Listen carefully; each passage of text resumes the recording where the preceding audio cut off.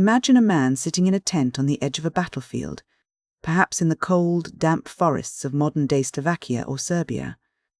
Outside, the Roman Empire is under threat from barbarian invasions, political instability, and the constant grinding noise of war. Inside, the most powerful man in the known world is not writing laws or commanding legions. Instead, he is writing to himself. He is writing a series of private reminders, a way to keep his head straight while the world around him falls apart. This is the setting for the Meditations of Marcus Aurelius. We know it as a masterpiece of Stoic philosophy, but Marcus didn't call it that. He didn't even intend for us to read it. The original title was something like Things Unto Himself.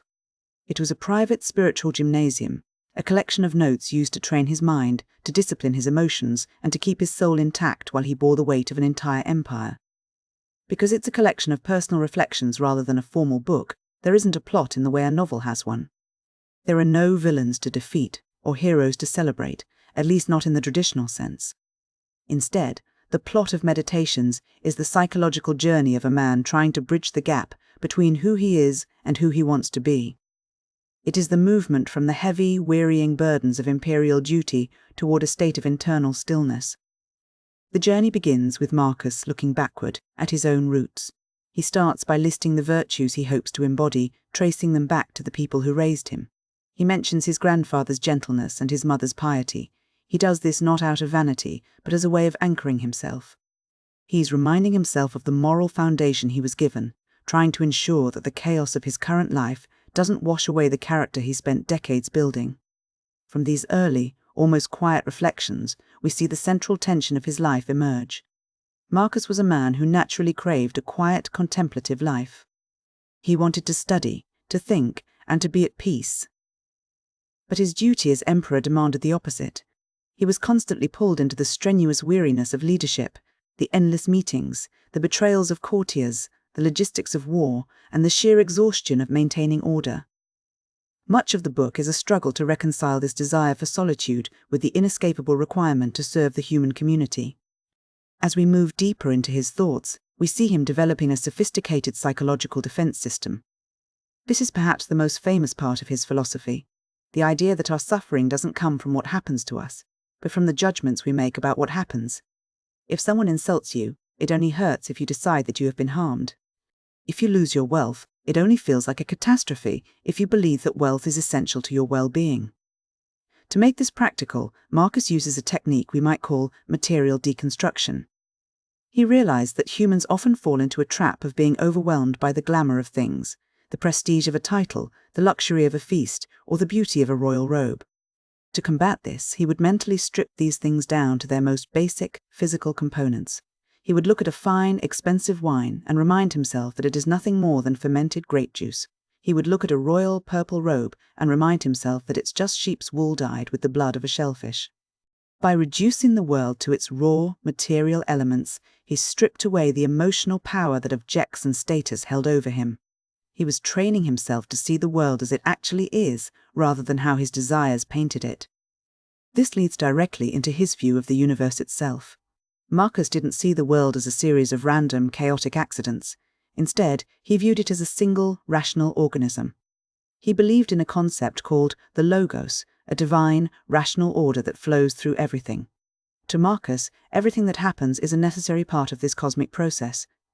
This gave him a sense of profound interconnectedness, which he called cosmopolitanism. He didn't just see himself as a Roman or an emperor, he saw himself as a citizen of a world city, a limb of a larger social body.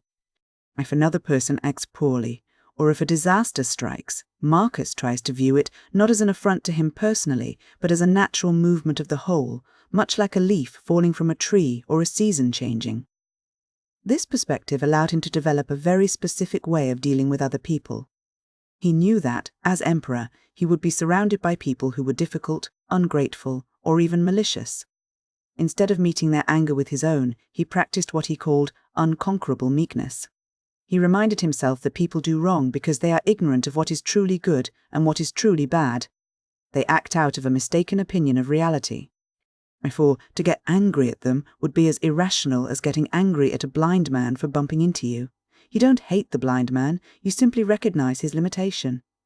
However, As the book progresses, we see that this Stoic armor isn't perfect. The plot of his inner life takes a poignant turn when the abstract philosophy meets the raw reality of human grief.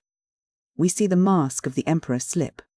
Through his private notes, we catch glimpses of a man who has suffered immense personal loss. He lost children. He lost his wife. He faced the constant threat of plague and the exhaustion of constant warfare. In these moments, the tension between the Stoic ideal of detachment and the natural human impulse to love becomes painfully visible. He struggles to reconcile the idea that everything is transient and replaceable with the very real, very human pain of losing someone he loves. He doesn't pretend the pain isn't there, but he uses his philosophy to process it, reminding himself that to love another person is to accept that they are mortal, and that their departure is simply a return to the elements from which they came. This brings us to one of his most powerful metaphors, the inner citadel. Marcus believed that while the world can take your health, your property, and your reputation, it cannot touch your mind. Your ability to choose your own character and your own reaction is a fortress that remains sovereign, no matter how much the external world tries to besiege it. He spent his life trying to fortify this citadel, building a space within himself that was immune to the whims of fortune. As the reflections reach their end, the tone shifts toward a sense of readiness. He begins to use the metaphor of the soldier. He views his life not as a permanent state, but as a period of military duty. He has been stationed at this post, the throne of Rome, and he has performed his duties. Now, he is simply waiting for the final signal to retreat. He speaks of death not as a terrifying end, but as a natural process of recycling. He compares the soul's departure to a grape turning into a raisin or a candle flame being extinguished. To him, death is just another movement in the rational order of the universe. It is not something to be feared, but something to be accepted with the same calm with which he accepted the rising of the sun. The book ends not with a grand triumph, but with a quiet, steady resolve. He has looked at the vastness of time, the torrent of time that swallows even the greatest emperors. And he has decided that the only thing that matters is how he acts in the present moment. He concludes with the understanding that we are all part of a larger whole, and our only responsibility is to act in accordance with nature and to maintain our integrity while we are here. In the end, the meditations leave us with a portrait of a man who was not a saint, but a practitioner. He wasn't someone who had mastered life, he was someone who was constantly working to master himself. He shows us that even for the most powerful person on earth, the most important battle is the one fought within the confines of his own mind. He leaves us with the idea that, while we cannot control the world, we can always control the person we become in response to it.